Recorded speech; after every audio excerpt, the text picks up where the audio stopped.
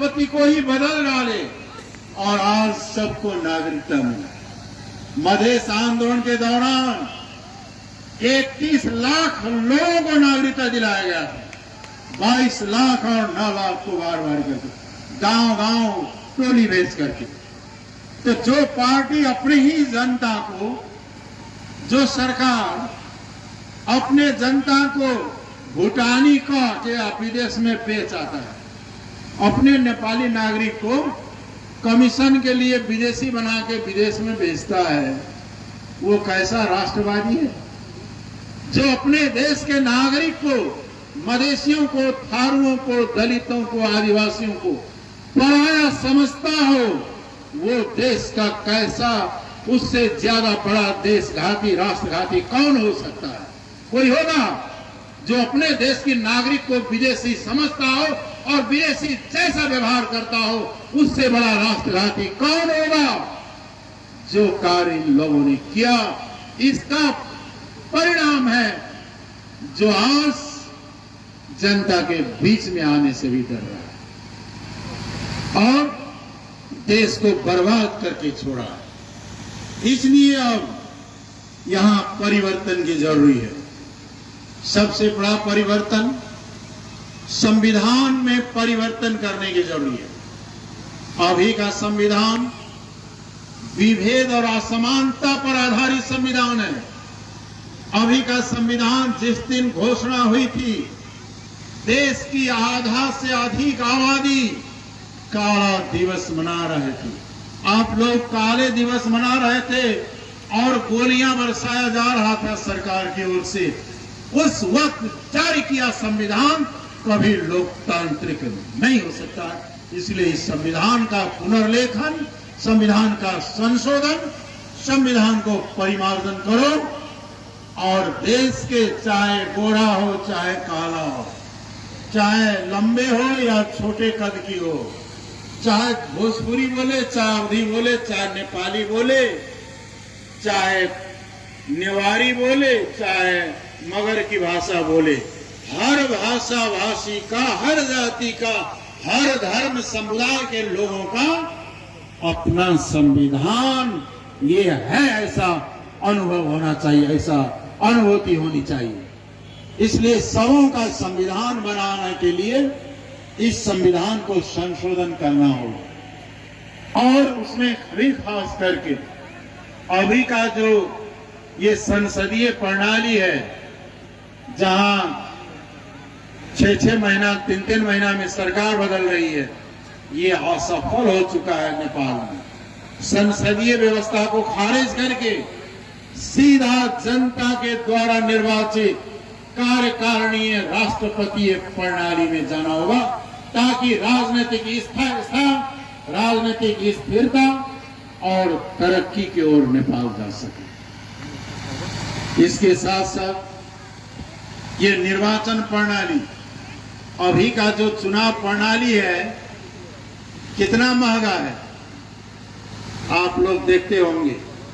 ये गरीब देशों में इतना महंगा चुनाव प्रणाली में गरीब का बेटा कैसे चुनाव लड़ेगा? एक वार्ड में भी लाखों का खर्च करता होता है। गरीब देश में ये महंगे प्रणाली का चुनाव प्रणाली को बदलो और ऐसी चुनाव प्रणाली को लाना है जहां किसी का भी, न पार्टी का न उम्मीदवार को 2 पैसे खर्च करना पड़े।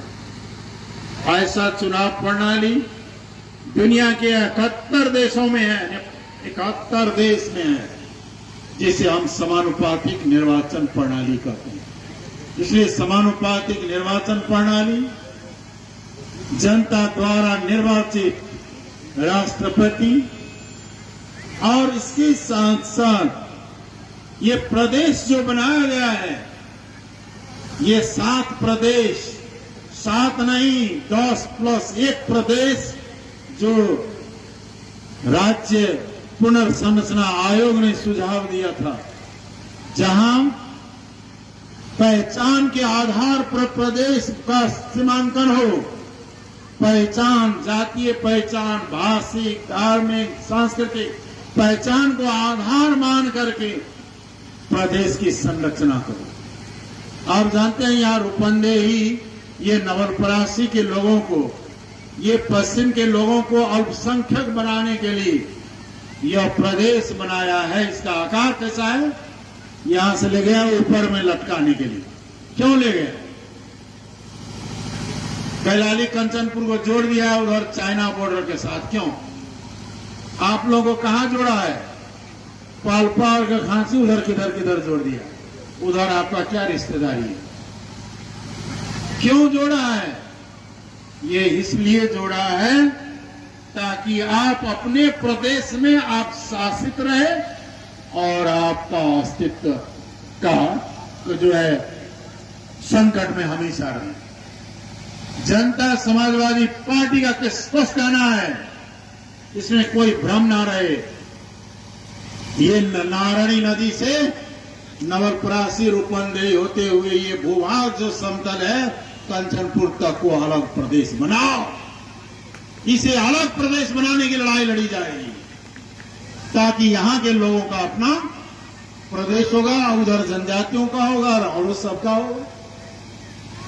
जनता समाजवादी पार्टी थी बहुमत में 2 नंबर प्रदेश में, तो 2 नंबर प्रदेश क्या बना? क्या कौन प्रदेश बना? मधेश प्रदेश बना, मधेशियों का प्रदेश बना। अब जनता समाजवादी पार्टी चाहती है कि ये जो समतल ये भूभाग है मधेश का, नारायणी से लेके महाकाली नदी के बीच के भूभाग को अलग थरवट मधेश प्रदेश बनाओ। यहां सबके ये आगे बढ़ाओ और उधर के जो है मगरा तमुआन को अलग प्रदेश बनाओ। उनका भी स्वशासन और इनका भी अपना शासन, अपना प्रदेश होगा। तभी का जो प्रदेश है वो केवल नकली प्रदेश है। प्रदेश के पास क्या है? प्रदेश सरकार कहते हैं। सरकार क्या होता है? जिसके पास ना पुलिस हो, ना प्रशासन हो, ना कर्मचारी हो, ना कानून हो, वो कोई